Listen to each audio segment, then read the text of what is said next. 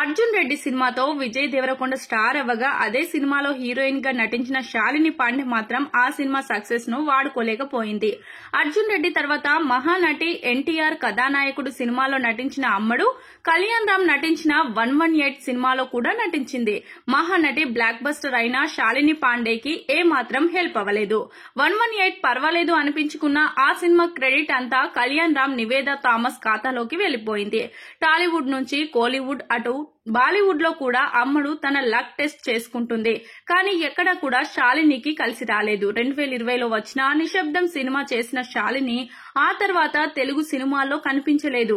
ఇక్కడ ఛాన్సులు కూడా అందుకోలేదు. 2 ఏళ్ల క్రితం బాలీవుడ్ లో ఒక సినిమా చేసింది. ఆ సినిమాలో నటించిన అమ్మడు ఆ సినిమాతో కూడా సక్సెస్ అందుకోలేదు. ప్రస్తుతం అమ్మడు బాలీవుడ్ లో వస్తున్న మహారాజా సినిమాలో నటిస్తుంది. ఈ సినిమాతో అయినా శాలిని ఫేట్ మారుతుందేమో చూడాలి. మరి సినిమాలోనే కాదు, వెబ్ సిరీస్ లతో కూడా అలరించాలని చూస్తున్న శాలిని అక్కడ కూడా రాణించాలని చూస్తుంది. సినిమా ఆఫర్ల కోసం ఈ మధ్య పూర్తిగా సన్నబడిన శాలిని ఆడియన్స్ ని అట్రాక్ట్ చేసేందుకు రకరకాల ఫోటో షూట్స్ చేస్తుంది. అర్జున్ రెడ్డి హీరో, డైరెక్టర్ ఇద్దరు కూడా పాన్ ఇండియా క్రేజ్ తెచ్చుకోగా ఆ సినిమాలో నటించిన శాలిని మాత్రం కెరియర్ లో వెనుకబడింది. తనకు వచ్చిన ఆఫర్లను చేసుకుంటూ కెరియర్ సాగిస్తున్న శాలిని అవకాశం ఇస్తే చాలు ఎలాంటి పాత్రల్లో అయినా నటించేందుకు రెడీ అంటుంది.